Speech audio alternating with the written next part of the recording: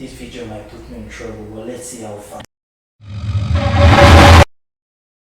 Hey guys, what's up? Welcome to another video. As I said earlier, I'll be putting out regular videos moving forward. Today we're going to be talking about running a business, a digital marketing agency, or business generally as an introvert, and what it's been like for me. The first thing I'm going to actually start with is this. Okay, first of all, let's start with the challenges I have, or I face rather, running a business as an introvert. For me, I love my space. Let me not say hate, let me not use the word hate. I love my space, so I find it difficult communicating with others and having meetings and all that. I actually dislike meetings. The funny thing is when I have like a meeting, either a Zoom meeting with a client or a potential client, someone I have to close, I know I have to like attend that meeting by all means, right? But I also pray that the person comes up with an excuse. Now when something happens and the person eventually comes up with an excuse, I actually hate it because that's me losing money. But low key, I actually love it because then I don't have to face anyone on a Zoom call. I get anxieties before meeting. I start thinking of what to say. Sometimes I try, majority of the times, I'm not even going to lie to you.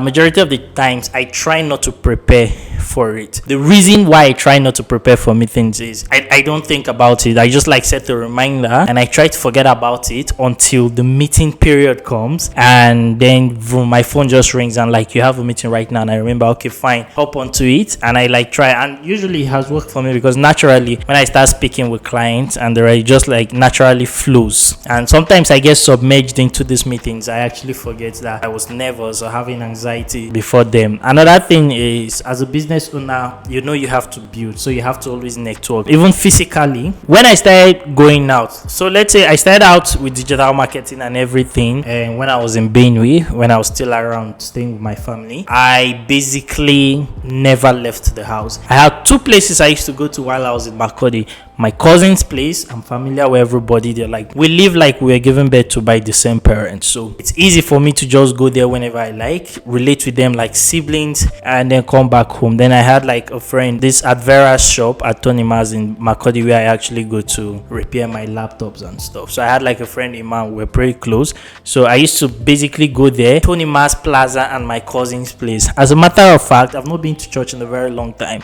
One of the reasons is I didn't want to speak about this, but one of the reasons is the crowd. I'm going to cut this, I promise. I'm going to take this out of the video. Anyways, so back to running a business. So like I said, I hate facing crowds. If I have to go to the bank, right, and I have to like write on something, and I notice there are like 4 to 5 people around, and they're basically like very close to me, looking at me or something like that, my hands start shaking whenever I try to do something like that. So even when signing documents, business documents, so even when I was in Benue and they say, there's a digital marketing hangout or something hosting here, I just try to come up with an excuse, and I always try to avoid it. If they say there is this event we want you to go for, I always try to avoid it, and if by all means I must be there, I try to go like a little bit early. If I don't go early, so that I'll get the seat and get seated down somewhere where before other people come in, where no one can see me,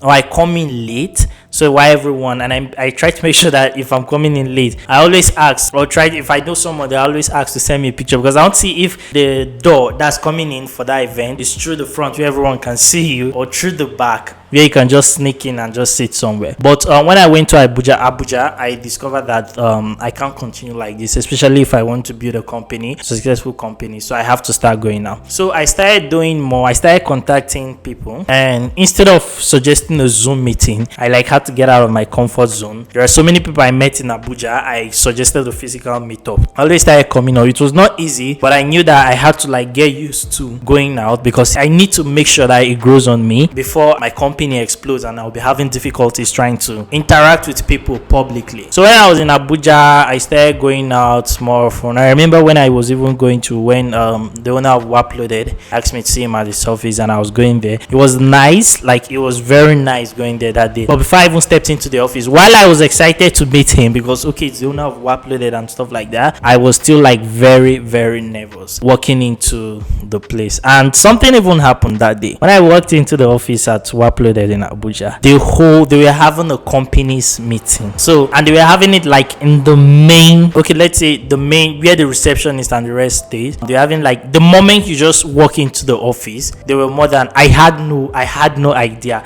I walked into Waploaded's office and they had like more than 10, 15 people. All the staffs were literally having a meeting and they were there. The moment I just pushed the door and everybody's eyes just in my mind, I felt like the ground should just open, let me saw. But I just like the moment he saw me, I was like, hey, give me a warm welcome and asked me to sit before the meeting. After the meeting, I started interacting with them and somehow I started interacting with everybody and I forgot how nervous I was. But when I first opened that door and I had more than 10 to 15 eyes looking at me, it was like the ground should just open. Anyway, so I started doing a little bit more meetup. Then I moved to Rwanda. So coming to Rwanda, when I came into Rwanda, I've said this so many times in my videos, I stayed in my room. When I came into Rwanda, I rented a place, the first place I rented, which was very nice and all. I stayed in that room for a whole full month. The only time I stepped out was when I was still, I thought I was going to get a business visa immediately I come in. So I went to look for an office and to book one. That was the only time. I was lucky enough that the house came with someone who could like get things for me, buy stuff. So I just sent him a text on WhatsApp, use the translator app because he couldn't speak English. So I translate to Kenya, Rwanda, and then I send it to him and send it. So they use mobile money here. So I just send him the money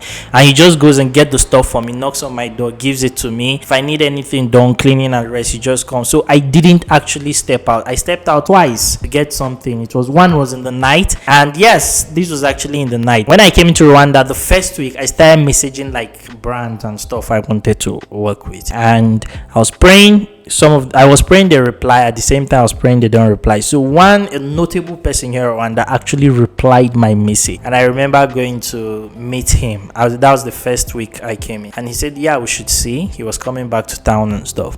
So I remember going to meet him, and when I walked in there, I was so happy when he told me we should meet around 7 p.m. at one of the art gallery that he owns. The reason why I was happy was it was night, it was late. I can sneak in there and people won't even notice I came, or nobody will try to look at me. I'm in a new country, it's my first week, I'm very nervous and stuff like that. I went there and luckily for me, when I dropped, the path to the main entrance was like dark. They didn't have lights there. I was literally so happy. It's like these things are so little to so many people, but it was like huge. I was really, really happy. So I got in and then I told him. So he said I should come in. He was seated in front of the gallery, and luckily he was like with just the dude. I think he was actually alone.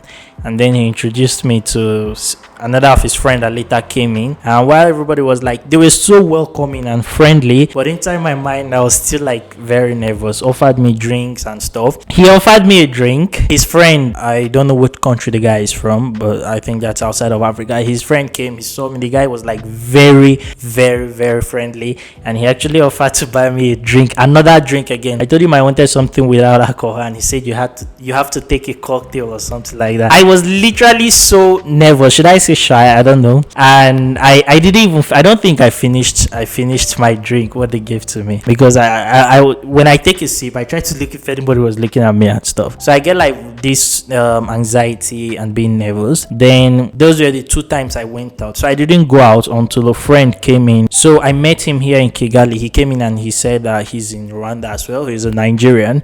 So I became friends with Milton. Milton is an extrovert. Milton socializes a lot. He's like very good. You and Milton can be friends in like 10 minutes of just meeting, and it will look like you've been friends for like a very, very, very long time. So he's very good at that. So he started like, okay, let's go here, let's go there, and then he started introducing me. I always say that majority of the people I actually know, like 80 to 90% of the people I know in Rwanda right now, is through him. So I started like going out and stuff. They introduced me to Noskin. I was seeing Noskin online, but I couldn't bring myself to actually go there until he came and he was like, okay, let's go to Noskin. So the few times I followed him there, he introduced me to a few people. Then they had like this tech networking thing, and started to meet other tech people. And when we go for a tech Founders Friday, right? Even till today, it still happens. When we go for a Founders Friday, I'll just be talking to the people I know that I came with. It's mail thing that will bring this person. Okay, this Daniel is an internet marketer and TikToker like that, and he makes the introduction, and then that's how I actually got to meet other people. I couldn't bring myself. It's a networking event, but I don't know how to start a conversation. But when someone starts a conversation with me, I will keep going back and forth. It's actually very easy for me to communicate. So that's how I've been able to cope so far. But recently I realized, I know that I've always known, let me not say recently, I've always known, because I've been saying it to myself from when I was in Benue. One of the things, if you've known me for a very long time, before should I say 2019, so sorry, 2020, I used to hardly take pictures. You'd literally force me to take a picture and post it on Facebook. Now I post pictures almost every week. I remember my friend Mabel used to always tell me to snap, post, make a post, and I'll take pictures. It will just be on my phone, I'll delete it. There was this girl in Benue that I had a crush on one time. I met her at Tony Mas Plaza, yes, one of the places I go to, and I got a number and we were talking, and she went to my Facebook, and I was only posting images of viral Instagram accounts I was building and makeup, and all this kind of makeup with like weird design and stuff. So she blocked me on Facebook, and when I met her physically and I asked, on WhatsApp I think, and I said, I noticed you blocked me on Facebook, what's the problem? She said she didn't see any of my pictures on Facebook. She was only seeing weird makeup, something like I'm in a cult group or something. And I'm like, no, it's business. And the reason why you didn't see my pictures that much is because I don't like snapping, I don't like taking pictures, I don't like making videos. And to be honest, right now I actually regret that I didn't make, because obviously I started internet marketing at a very young age, and one of the things is I literally wish, as wretched as I looked that period, just for throwback's sake right now, I wish I took a lot more pictures and did a lot more videos that I could look back at that period, or those period rather, than actually now. I look at it and I go, like today literally I was searching, I had to go back like 5 years, and I think I saw one video and I was literally happy that I saw a video, and the only thing in the video was my hand. I just showed my hand in the video and that was it. I take a lot of video now, and aside for the sake of business, I think it's going to be important taking a lot of videos, pictures, getting comfortable with meeting new people, because you'll be creating memories. So if you're no longer here on earth in the next whatever years, it's something people can always look back at and laugh and remember you. So these days I take pictures like almost every week. I used to hate it so much. I used to hate taking pictures so much. So right now I've gotten comfortable with getting on calls. I'm still not 100% used to it, but I've gotten a little bit comfortable with getting on video calls. I've gotten a little more comfortable hanging out with like tech founders Friday. I stopped going, though. I went for this last one and I literally came back in like an hour. But I understand it's no longer as worst as it was when I was in Benue or when I was in Abuja, that I hated anything event. I still cancel events right now. So sometimes I get invited to speak in, let's say, online events about growth in social media and making money online using social media and stuff like that. Sometimes I have to like bring up an excuse, decline some of these requests, because I don't want to. I feel nervous whenever I start doing these things. And secondly, if I'm down like both financially and business wise, business is not doing well, and you invite me to speak on any of these topics like making money online or something like that period I would literally turn it down. One of the reasons I do is I start feeling like, first of all, the nervousness of climbing on stage. It's not basically on stage particularly, but like going online to speak about these things in a period where I'm financially down myself, it starts to feel like a lie. So I don't think I'm the right person. Like recently I was offered to speak at an event a product was launching or something, and affiliate stuff like that. I know I'm down financially. That period when it came in,